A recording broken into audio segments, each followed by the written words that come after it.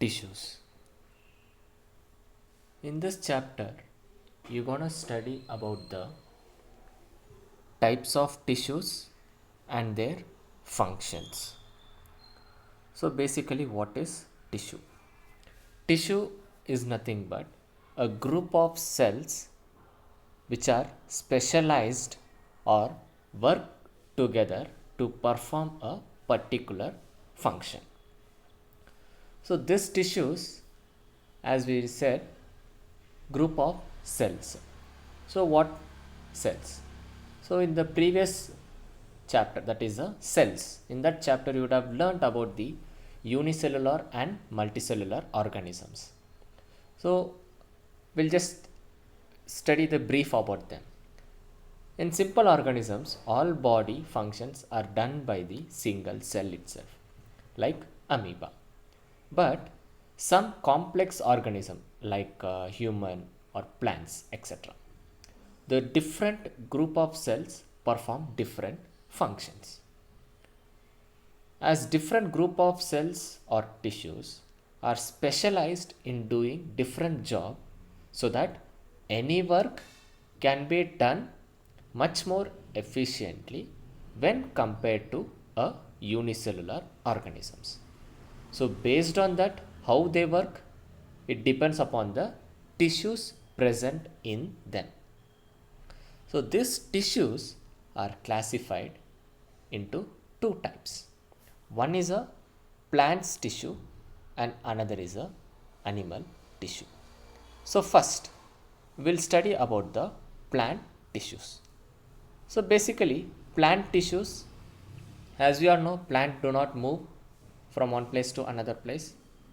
So they are fixed at one particular place. So basically, the plant has more support. Basically, the plants have more support. That support is provided by the tissues, as well as the strength and growing. Everything is based on the tissues present in the plants. So now we'll study the different plant tissues. So in the flow chart, you could see the different tissues. So meristematic tissues and permanent tissues. And further, permanent tissues are classified into simple permanent tissue and a complex permanent tissue. And further, this simple permanent tissue is classified into three categories, which is parenchyma, collenchyma, and sclerenchyma. And additional, we have a protective tissue. On the other side, complex permanent tissue, we have xylem, phloem, as well as a thermal tissue. So first, we'll study about the first tissue, that is meristematic tissue. So basically, this meristematic tissue are responsible for the growth of the plants. So when you just observe a plant or a tree, not only the stem is growing, also the roots also grow. So one is above the land and one another is below the land.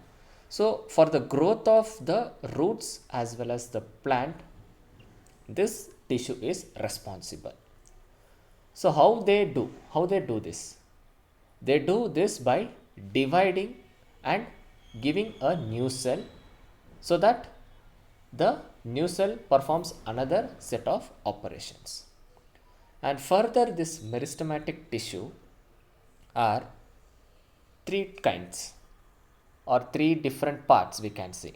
So one is a apical meristem, second is the lateral meristem or cambium, and third is the intercalary meristem. So how they are responsible or how they function in a growth of a plant or growth of a tree. So this apical meristem. So apical meristem, they present at the tip of the stem as well as roots. So usually the roots also grow. As the roots grow, even the plant also grows.